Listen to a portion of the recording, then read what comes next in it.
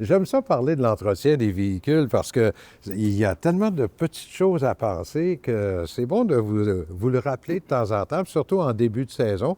Mathieu Juteau, qui est gérant de service chez ProLight, va encore une fois cette semaine nous donner quelques petits trucs.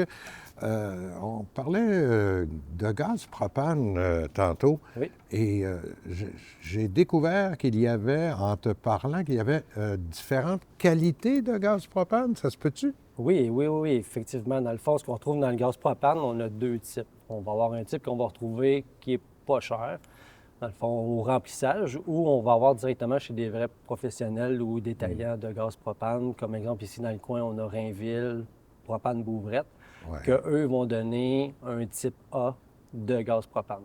Donc, OK. Ça veut dire qu'aller dans une grande surface, là, c'est pas nécessairement la bonne idée, là. non, c'est pas l'idéal. C'est pas Oui, l'idéal on parce que va sauver sur les sous, mais on va leur payer en entretien au niveau du VR.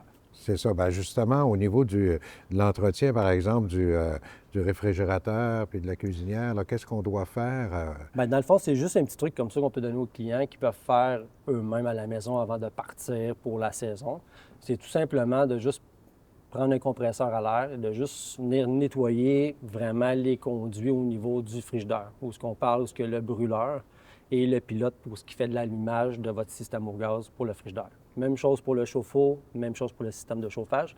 On fait juste venir passer l'air dedans, nettoyer. Souvent aussi, il y a une accumulation de toiles d'araignée, il peut y avoir des bestioles, des coccinelles araignées qui vont venir se former des nids dans ça durant l'hiver. Donc, qui va obstruer tout le système du pilote de gaz.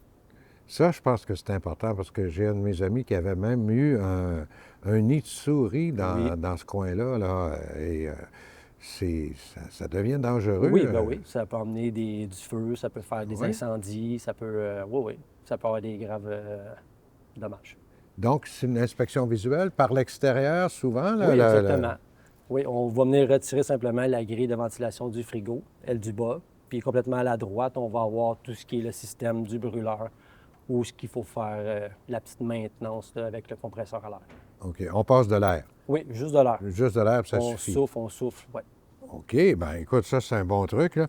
Et ça, c'est pour le frigo, puis le chauffage, j'imagine, c'est le même principe. C'est le même principe, oui. On passe directement par les sorties de gaz extérieur. Donc, au niveau du chauffage, on va aller où ce que le fameux exhaust qu'on appelle, qui va faire sortir tout le gaz brûlé. On va venir juste souffler dans la partie du bas.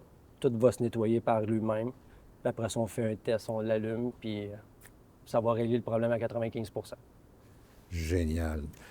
Mais vraiment, là, je découvre qu'il y a deux sortes de propane, un bon et un moins bon. Oui, exactement, oui.